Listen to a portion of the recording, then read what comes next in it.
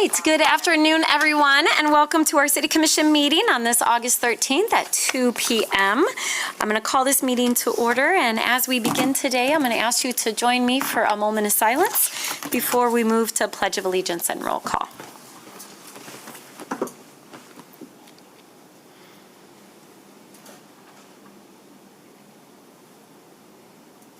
Thank you. Pledge allegiance to the flag of the United States of America and to the republic for which it stands, one nation, under God, indivisible, with liberty and justice for all. Thank you. Next, we will have roll call. Commissioner Asasi. Present. Commissioner Robbins. Present. Commissioner Purdue. Present. Commissioner O'Connor. Present. Commissioner Knight. Present. Commissioner Goey. Present. Mayor Bliss. Yes.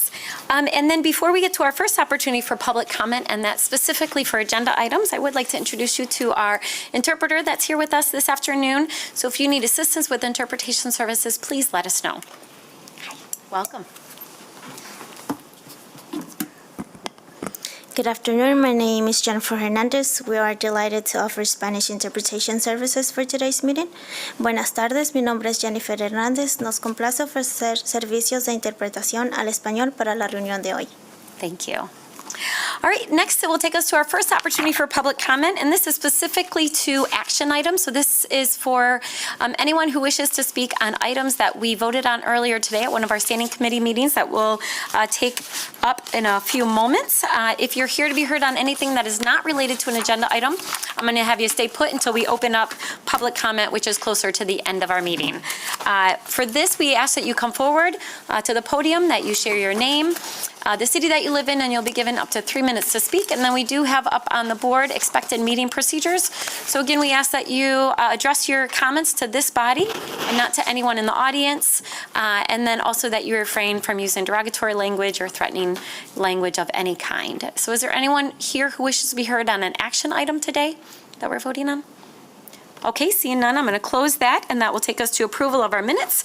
Commissioner, this is approval of our minutes from our July 30th meeting. Can I get a motion? Moved. Support. All right, moved and supported. Any questions or comments? All right, seeing none, all those in favor say aye. Aye. Those opposed? It carries. All right, that will take us to petitions and communications, and we have one item before us today. We have 49 communications received urging the City Commission to make Grand Rapids a climate justice leader. Those are all received and filed. All right, that will take us to reports of city officers. Comptroller's warrant report for the period of July 16, 2024 through July 30, 2024 in the amount of $57,169,373.17 in the small claims second quarter 2024 report and the monthly travel report. All right, that is received and filed. And finally, the Treasurer's report for a period of July 17, 2024 through July 31, 2024. And that is also received and filed. All right, next that will take us to our consent agenda. So our consent agenda are items that we voted on earlier today in one of our standing committee meetings where there was a unanimous vote. So today, with one voice vote, we'll adopt those items. Commissioners, can I get a motion for the consent agenda? So moved. Support. All right, moved and supported. Any additional questions or comments? All right, all those in favor say aye. Aye. Those opposed? It carries. All right, that will take us to ordinances to be adopted, and we have two ordinances before us today. The first one is a salary ordinance amending section 3.2 of ordinance 2022-40, new classification, chief of staff. All right. Moved. Support. All right, moved and supported. Commissioner Isasi, you want to tell us about this? Yes, thank you, Mayor. So due to some recent changes, some voluntary resignations of the Performance and Sustainability Officer, the Executive Office reevaluated this classification and decided to split the role, separating sustainability from strategy. And now the chief strategy responsibility for the city will be embedded with this chief of staff role. So this was reviewed at our Civil Service Board meeting at the end of July. And the title, this is a new, no old range because this is new, and the range is listed on the attached memo. All right, thank you. Commissioners, any questions or comments? All right, this is a roll call vote today. Commissioner Robbins. Yes. Commissioner Purdue. Yes. Commissioner Knight. Yes. Commissioner O'Connor. Yes. Commissioner Goey. Yes. Commissioner Asasi. Yes. Mayor Bliss. Yes, it carries. And Commissioners, can I get a motion to give this immediate effect? So moved. Support. All right, moved and supported. All those in favor say aye. Aye. Those opposed? It carries. All right, that'll take us to our second ordinance to be adopted. It's an ordinance amending Section 4.5 of Ordinance 2022-32, new classifications, journeyman electrician and master electrician. All right, can I get a motion? So moved. Support. All right, moved and supported. Commissioner Purdue, you want to tell us about this? Absolutely.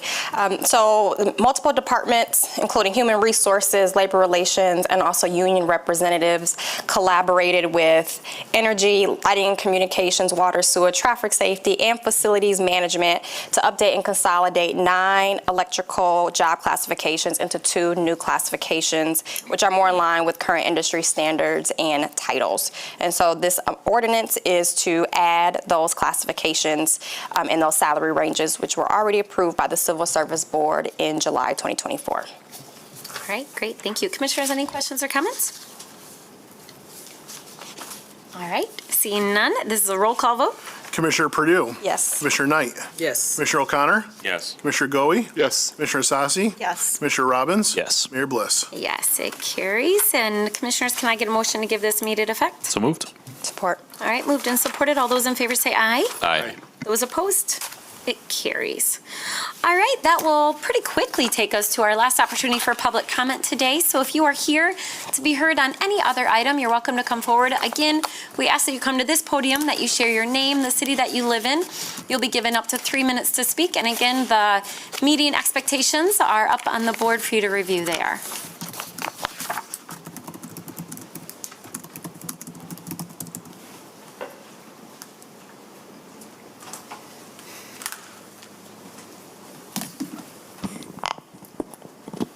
How you doing, everybody? I'm D. Jones. First of all, I want to say happy birthday to my mom. It's my mom's birthday. Beautiful lady, Leo. She'll definitely let you know she's a Leo for sure, so shout out to my mom. I love you. First of all, I just want to say I'm very excited for esports for our community. I was just speaking at the school board. Before that, I spoke at the school board. I was at Kent ISD. They had an esports coaches summit at the ISD. I got to connect with Division I coaches, different coaches from across the state, different people who run different community centers out there in Detroit also. It was a pretty unique experience, and I'm very excited to say that I ended up finding this educator who works at GRCC. He actually educated people with Fortnite. This is, and it was pretty cool because I already connected KDL to Epic Games before then. And so he was doing this presentation at the DeVos place, and I was like, Fortnite, somebody uses Fortnite to educate people, I gotta go speak to this guy. So I ended up connecting him to KDL, and the cool thing is that this educator, he ended up getting a contract with KDL to develop this competition for Fortnite, where these students ended up developing their own islands, and it was like a sports-like island that they developed. And I ended up connecting them to an organization called NASEF, and they're a national esports organization. So KDL didn't have high expectations. They just like, we're going to do this competition and things like that. I like to say that as I was at this coaches summit, and I just learned that same day as they, let me know I was a star for helping them out. 200 kids across the globe competed in this competition. And it was really, really cool. So I was very excited to see that 200 kids across the globe competed in a competition that an educator here from our community developed. As I connected them to KDL, which you guys know I helped them invest in the esports. So I'm very excited. I can't even explain how I feel about that, just because that's a beautiful thing. 200 kids across the globe, and they develop very cool, innovative islands. If you've seen these islands, you couldn't believe that some kid could develop something like this, and they're all playable games that different people across the globe could actually get on. And so as I'm excited that GRPS is going to be doing a ribbon cutting at Ottawa Hills, which we know is one of our worst underperforming schools, the school district is going to change. I connected Michigan State University, Steelcase, Baker College to the school district, and you'll be seeing some powerful people at the ribbon cutting. Hopefully they invite you guys to the ribbon cutting, and some of y'all can make it because it's people from the state government. I don't see why our city council can't support our local school district on something like this. That's definitely going to be innovative, get people out of poverty, and change the economy. It's not going to change everything, but it's definitely going to create powerful change. And I know hearing that 200 kids across the globe competed against something that an educator that I connected the people to, I believe good, beautiful things are going to come from this thing. And so very excited for our school district, for our city, for our county, for our state, because 200 kids across the globe competed on the Fortnite designing competition. Very exciting stuff. Thank you. Thank you, Mr. Jones. All right, others wish to be heard?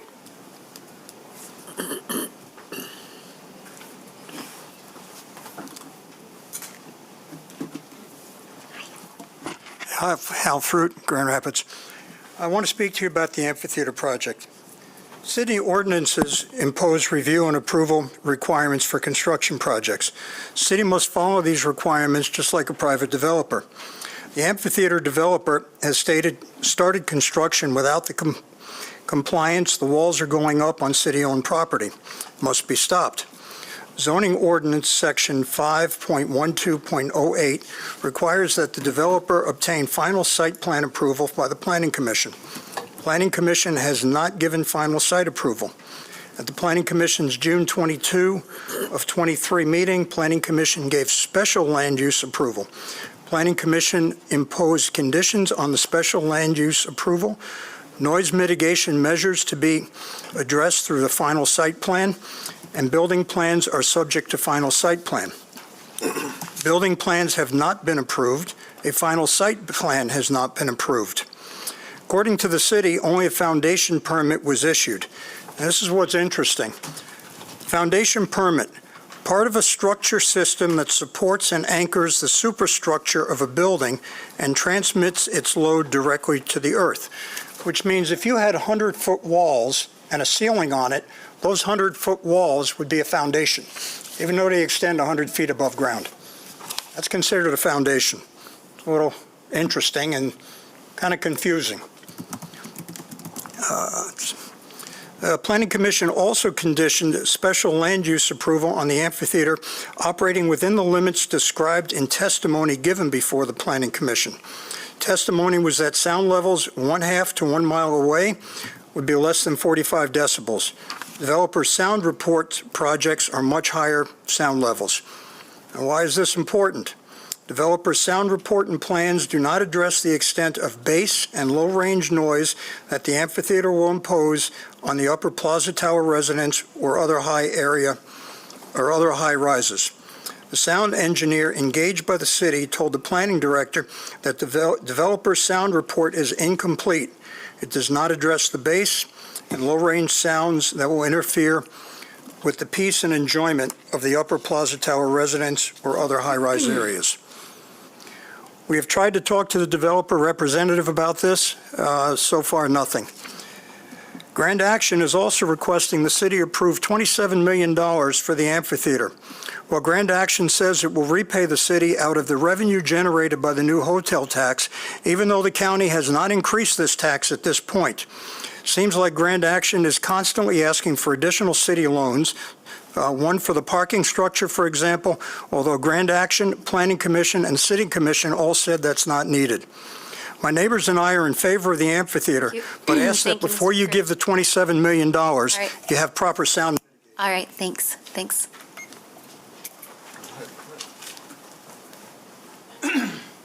Hello, my name is Frank. I live in Grand Rapids. I came to a meeting a couple weeks ago. There was a memo going through the neighborhood from Ashante Kane. He later said that it wasn't really, somehow it got attached to him about the deer population in my area. It's not unusual. I've seen 30 deer in like one area. Yesterday going through the neighborhood, there was 18 deer, in one location.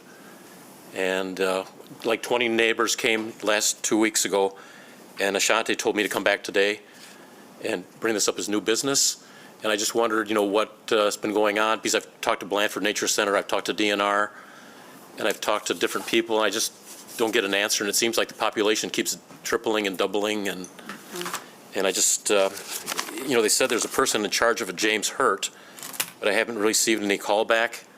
But they say they're trying to find out what other cities do. But it seems like nothing's really being done, because every day, if you go down Oakley by Blandford, you see 18 deer. It's just very unusual. You're stepping in deer droppings, and, you can't really grow a garden. It's just very difficult to enjoy your yard at the present time with the population. And it's just doubling and tripling every year. and I know you were working on it, but I just don't see any results. I mean, that's all I'd like to say. But, a lot of people did show up 2 weeks ago, and then we were told to come back today. But, for some reason, Ashanti's cane, his name was attached to this flyer, and a lot of people did show up, but, he said to come back today because it was somehow his name really shouldn't have been to the attachment. Okay. Thank you. Thank you, Frank. Well, Mr. Hurt is here, so I'll ask him to follow up with you Thanks. and give you an update on our work.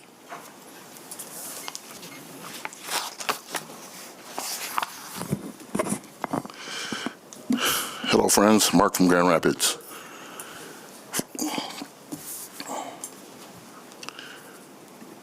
For anyone who is witnessing, who read was going on social media about a debate that's coming here in Grand Rapids, that's a lie. There's no debate coming here in this city.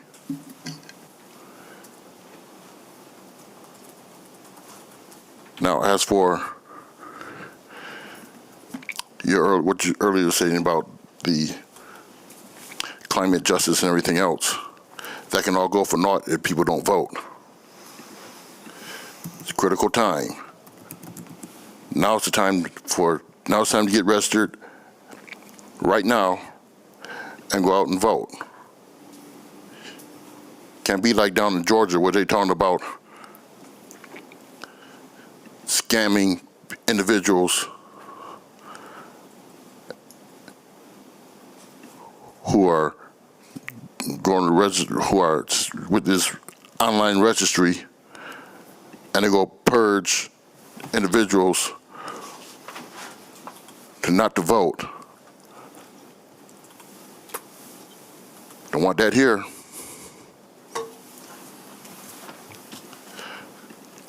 So get registered, get your voter registration right now, and go out and vote. Don't go online, because there might be some scammers out there who will say, well, register online, put down your social security number and private information. Don't do it, because it's all a scam.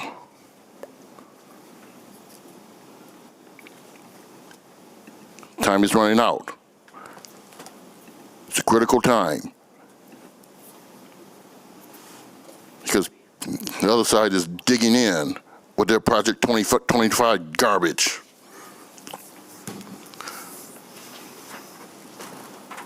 So get out, get registered, and vote. Thank you. Thank you, Mark.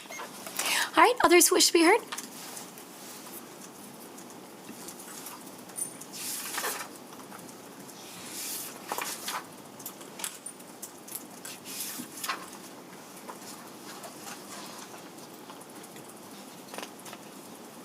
Hi, welcome. I'm Betty Pennington. Haven't been to one of these in a long time, but I got this notice of complaint from the city on my yard, and it says that I have grass weeds that are over 12 inches high that must be cut to avoid fees, and tall grass and weeds throughout the property. Now, I'm going to just give you just a little bit of background. This is the third time in a few years that we've gotten a notice like this. We live on Northwood, Northeast. We moved there in '67. My husband got out of the Navy after 4 years. GI loan, 6.5% interest. We love our home. We love our yard. We've got a quiet neighborhood. I worked on the Hill as a pediatric nurse for 37 years. Loved my job too. Both Dwayne and I are master gardeners. We've done lots of volunteer work. 10 years ago, we started having some cancer journeys, 3 apiece. Can't do volunteer anymore. That's okay. But we still got our yard. It still looks pretty. People still go there and take pictures. We enjoy the flowers, the birds, the pollinators. And this yard complaint was very, very upsetting. I called. Oh, we feel harassed, and there must be a better way to handle it. There's no name to address in the city. It says City of Grand Rapids, no phone number. It addresses this to the Creston Neighborhood Association. They knew nothing about it. So I called them. It's an anonymous complaint. We have real tall ornamental grasses, lots of shrubs, lots of flowering shrubs, lots of hibiscus. We've been in the newspaper before with the hibiscus. We don't want to know who's complaining. We really don't, because I don't want to think it's my neighbor next door or anybody else. We just want you to find a better way to solve the problem. I could go up and down our city streets, take an address, and call the number and make an anonymous complaint. I could do 40 or 50 of them, and you've got to follow them up. You follow them up with a letter like this, never having seen the yard. So that's what you get. And it is upsetting when you work hard. You spend a lot of money on those plants. They're not cheap. Ask Mr. Goy.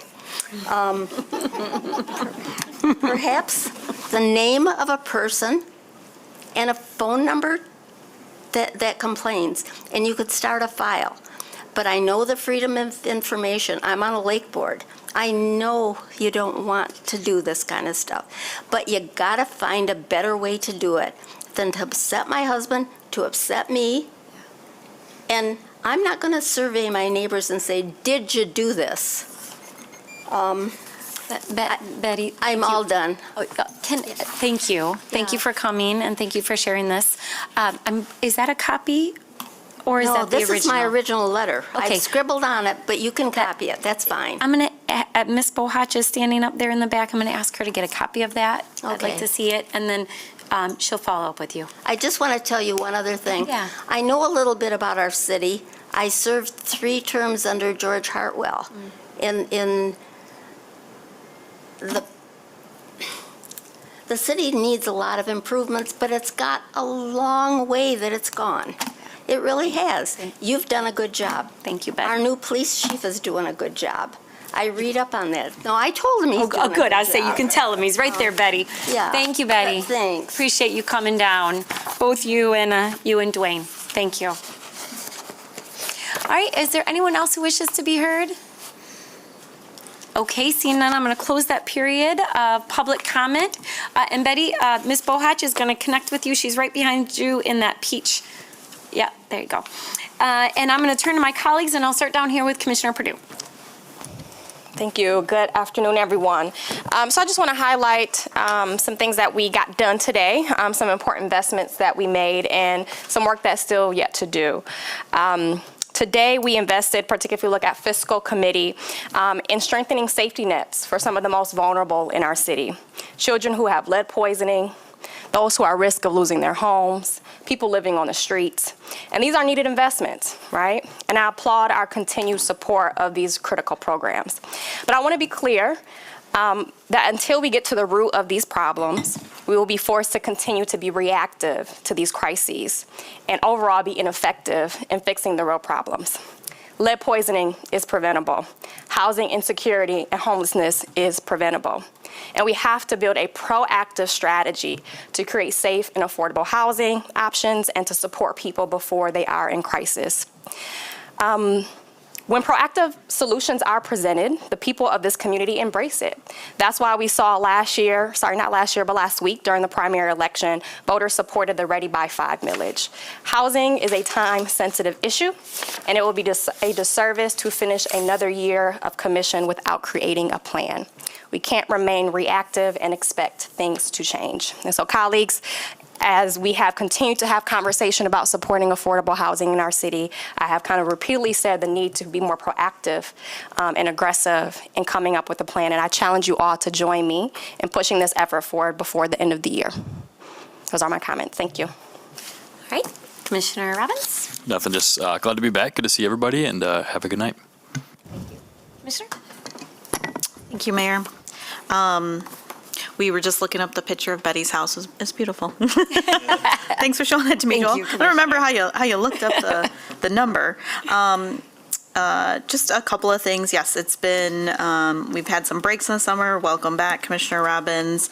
There's a number of things that are going on. At our last commission meeting, it was our commission night out, and we heard about a number of projects. One that was some rental opportunities, but one that was on some ownership opportunities, and I'm happy to see that those were unanimously approved today.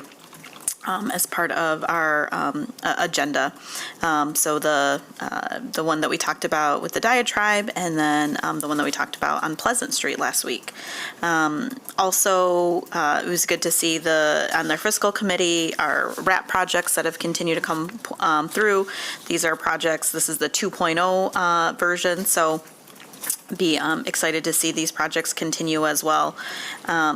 Lastly, or not lastly, two more things. One, thank you to the city manager and Mr. Berkman. I know he wasn't able to be at our economic development project team meeting, but we were able to discuss some of the concerns that we've heard broadly from different business owners and business districts. I think in the video you said, city manager, there's two seasons: construction season and winter. And it's starting to get colder, but we know that those investments need to continue. But how do we over communicate? I often say to folks on my team, we need to hear things 7 times by 7 ways as adults, and there's a number of priorities that we have. And then individually, each one of us, how can we go and support different business owners during these periods where it is a little bit harder to get around. I always say it's maybe not harder, it just takes more time. You have to plan it out, right? I used to be able to be like, it takes 10 minutes to get there. It doesn't really take 10 minutes anymore, and I accept that. I'm gonna say 15 to 20 sometimes. And so just taking that extra effort, inviting some friends for lunch, I was happy to get a wedding cake this past year from M&M Bakery and the Granville Cesare Chavez corridor, and the cake was worth it. So I just wanted to say that. And then lastly, just a reminder, this is like festival season. Growing up, people would say like, what are the things to do? There's lots of things to do at the end of this year, in the summertime in Grand Rapids, and in the second ward will be the Breakaway Festival, and which some people probably really like and some people might not like. I'm excited to see some of our local acts who are going to be a part of Breakaway, and just the activity that brings and the economic activity that brings to our neighborhood district. So thank you. Yeah, thanks, Commissioner. Commissioner O'Connor? Commissioner Knight? Just to kind of echo some of the sentiments, Commissioner Perdue, that's something that I think stays in the forefront of my mind as I drive around the city and meet and talk with community members and residents as well. And the urgency, I think nothing happens overnight, but there still needs to be some type of urgency behind the things. Sometimes it doesn't impact us as much, so we kind of move along with the things that are really important to us, but other people's lives should be really important. And I think I always reflect on my past, because my past helps me to frame how the future looks for me and my children and my family and those that are in contact with me. So I support that urgency and desire to work on those things. Also appreciate the presentation that was given at the EDPT meeting, and some of the information thinking about the construction that's going on and how that does impact businesses and community members alike. I remember getting stuck trying to get home. It probably took me more than 15, 20 minutes trying to get out of a space. But I appreciate the efforts going forward and really trying to find some more creative ways in helping these businesses with marketing dollars through their CIA or whatever it may be to help draw people into those spaces. And then just, if one person can reach out to 7 people within their network, how many people can we reach and maybe point them in a direction of somebody that might need some help, right? Because all of our networks are vast and broad and very different if you look at them. So I really appreciate that that's happening in our community. And about the deer, I think we probably, in public safety, need another update on that. I know we talked about it a while ago, I think, when I started chairing the Public Safety Committee, and we haven't had that conversation again. Now, I got a greenhouse. I pulled up the fence. I got tired of fighting. Not fighting the deer in my garden any longer. However, they're out there. So it would be good, I think, to have an update on that and where we're at with that coming up in the next couple of months here. And that's all I have. Enjoy the rest of the day and the rest of summer. Thank you. Commissioner Goy? Thank you, Mayor. And I want to thank everyone who came to attend our meeting here today, and for all of you who made comments today. I think that is one of my highlights is to listen to the citizens of the Grand Rapids to share their concerns and they're also to share the things that are going well with our city. So I'm grateful for all of you for being here. Two things that I wanted to kind of touch on. This morning at our Committee of the Whole meeting, we had a very robust discussion on a topic which I heard as I was campaigning this past 2 months, which is housing and building an inclusive economy where everyone gets to participate in. And so this morning we had that strong discussion, and now my colleagues, Commissioner Knight, Commissioner Perdue, talked about the housing. I also heard that as being something that's very important for them, especially in the Third Ward. And so we will continue to make sure that we will address those issues and find solutions to those issues. So thank you all for being here. Thank you. City Clerk? Just real briefly, we had a very successful election day last week. The turnout was just under 21% for the day. About 12,000 went to the precincts on election day. 934 utilized early voting, and about 18,000 plus used absentee ballots to vote. So there, 3 different pathways to vote now. Our team did a great job of making sure everything was balanced and done at the end of the night. The canvas is still going on, so remember, anything online is unofficial results until the county finalizes their work and makes it finish. So clerk staff is debriefing tomorrow and going to continue planning for November. So more stuff to come in the future for November elections. Thank you. City Attorney? City Manager? Thank you, Mayor. Let me express my appreciation to the staff for all the work in getting ready for today and what you do every day outside commission meetings. You truly ace it. So I want to thank you for that. Speak of the festivals, Commissioner Sassi highlighted Breakaway. I had the privilege to attend Glimpse of Africa Festival this past weekend right here in our Calder Plaza, and it was well attended, the 3-day festival. And then we have, I think, the Unity Festival this week as well here downtown Rosa Parks, and we're getting ready for our largest attended festival with the Art Pride celebration that's upcoming. So I want to thank all the staff for all the planning and permitting effort. Support all those festivals as we get ready to. It's hard to believe the summer is almost over and our children are going to go back to school. So we are looking forward to safe school year, and as we continue to work with GRPS, we talked about housing opportunities. I think there's some strategic opportunities that we have for housing and housing coalition building, and hopefully we can resume those discussions with our partners in the school district about some of those properties. I also want to commend our planning department and partners on the master plan, the Bridge to the Future. Is out for public comment now for the next 63 days until October 16th. So you can send your comments in person or online. Appreciate the work of the Planning Commission looking at that, as well as our coalition of partners, community partners on the BBVA. And their work that they presented today at Economic Development Project Team. Looking forward to that continued progress. And thank you all, commissioners, for your work moving forward and for the rest of this calendar year. Thank you, City Manager. I'll end, just might as well stay on the topic of housing. I'll just say this one more time, although I feel like I've said it so many times since I've sat around this table, that access to stable and safe housing has been and will continue to be a priority for me and this entire body. If that's not clear, I hope it is, based on the work that we have done for years. And today, I think, was a real testament to that. I'm really proud that I was able to vote in support of the work that's being done by the Dye Tribe. That will include housing, Southtown Lofts, Habitat Homes. We've talked a lot about home ownership and how important that is. Yes, low-income housing in the rental market is important as well, but home ownership, I believe, is really key to generating wealth.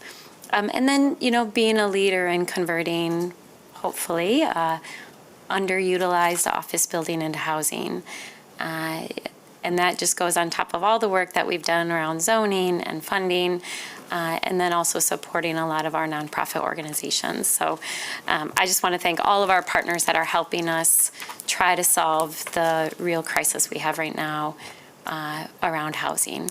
And then with that, I'm also excited to see move forward the work that we're doing with our partners around finding housing, safe and stable housing for individuals who've been chronically homeless. So this Friday, we'll be doing a summit with our partners, moving forward with coming up with a plan. I know some of our city staff have been a part of all the meetings that have led up to the launch of that effort, but I'm very confident that we are going to be able to find stable, long-term housing for over 100 individuals who've been chronically homeless in our community for a very long time. And I believe that we're going to be able to do that by the end of this year. So those who have contributed with their funds, who are working with us to identify units for Network 180, who's stepping up to make sure that we have the behavioral and mental health support needed so that those individuals can stay stably housed. I just want to thank all of our partners. Complex community problems aren't solved by one person or one body. They're solved by all of us coming together and finding solutions that are going to last. So thank you, everyone, for being key partners in our community. Many of you are here today. And with that, I will adjourn.